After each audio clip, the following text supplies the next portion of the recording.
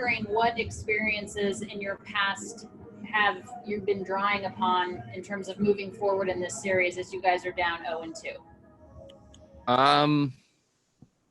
I am not exactly sure. I've made playoffs and been down 0-2 a couple of times, and I've come up short those times. But this year, it's obviously a new year, new team, everything, and I think there's a lot of fight left. We showed that last night, and so 7 games is a long series, and we just have to start with one today. Yeah, you mentioned the fight in the 9th inning, scoring 4 runs there in the 9th. How much can you take from that particular frame to bring it into Game 3? I think we can take a lot. Obviously we built a lot of momentum there. Just need to ride it into today, and then win a game today and just stay on the wave. But we have to get it started today for sure. How have you felt offensively? How do you feel your swing is going right now? It's okay. I haven't really barreled too many balls, and got my first hit yesterday. But it's obviously going to take all of us. Not just me, and I understand that. But I also do need to do my job, which is get on base and score some runs. Corey Seager hitting behind you, a big night offensively for him, getting you guys on the board with a 2-run shot and then continuing to produce there in the 9th inning. What's it been like having him hitting behind you? It's been amazing. Like you said, he's just produced all year, hasn't stopped, and that's why I need to get on base so he can continue to produce and we can put some runs on the board. Thank you for your time. Good luck. Next question is from Dave Vassay. Go ahead.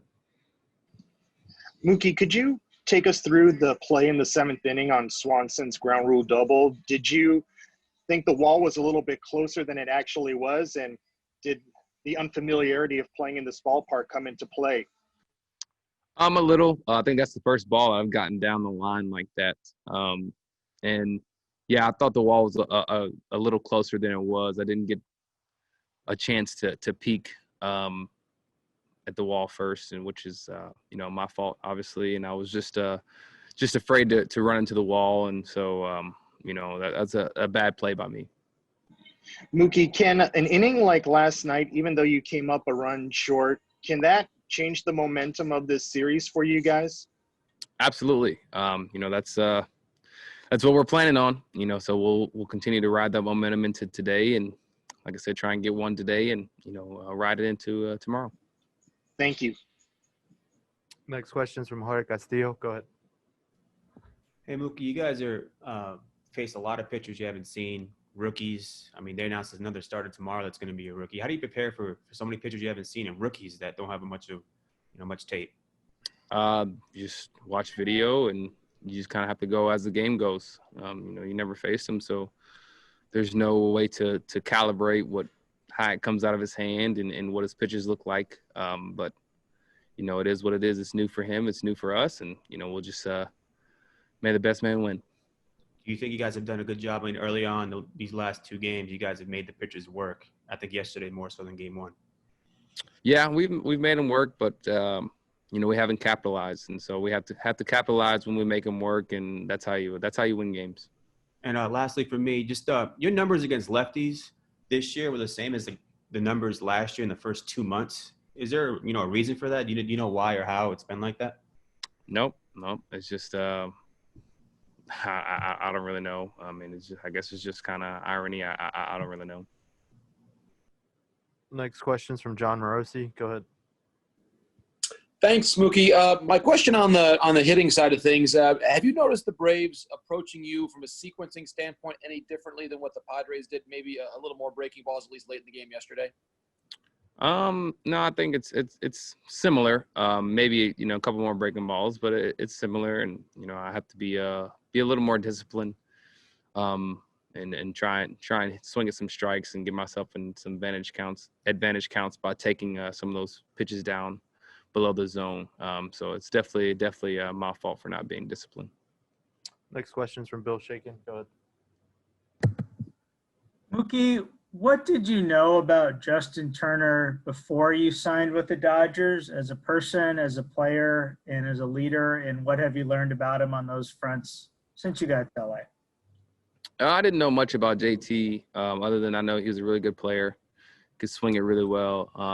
he could pick it as well on D. And didn't know him, like I said, didn't know him much outside of that. And then, you know, once I got here, I got to see the kind of person he is, the leader he is. You know, he loves to have fun, but he's also that person that you can always go talk to about something in the game that you may not understand. You know, he's been around for a long time, so he's been through a lot. And so it's great to have someone like that in the clubhouse, a leader like that in the clubhouse, a presence, you know, in the 3-hole as well. You know, getting hits and, you know, keeping the line moving. And so he's done an amazing job in everything. And, you know, I love him. Thank you. Next question is from Bill Plunkett. Go ahead.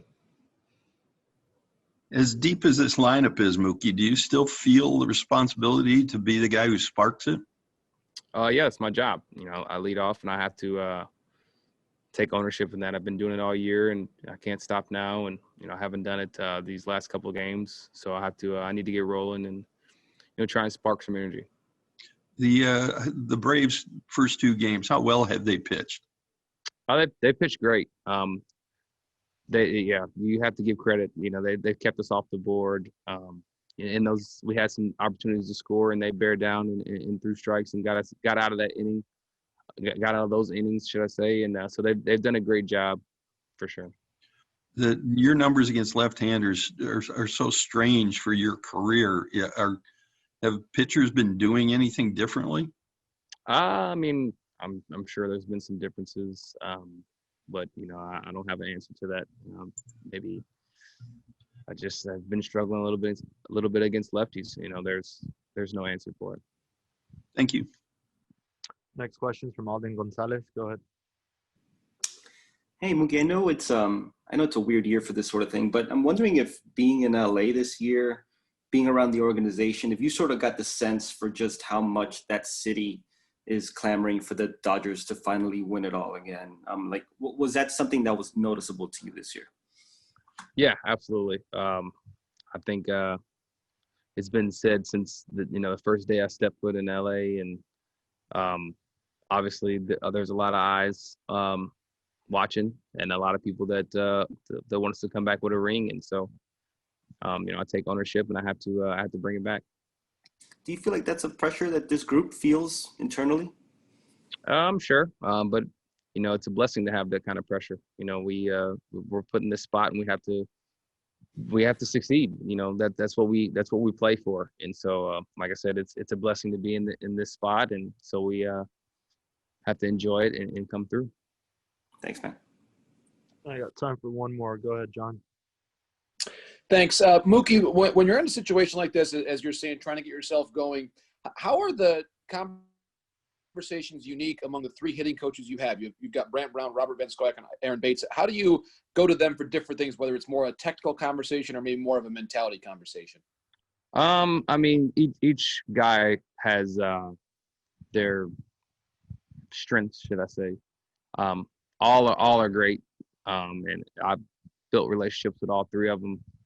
And it's kind of hard to speak on the technical and the mental side because they all kind of cover both of those areas. And so I really just have different relationships with all of them, but a relationship that I can speak on both of those areas with all 3. And so, it's whoever's there at the time is who I'll talk to.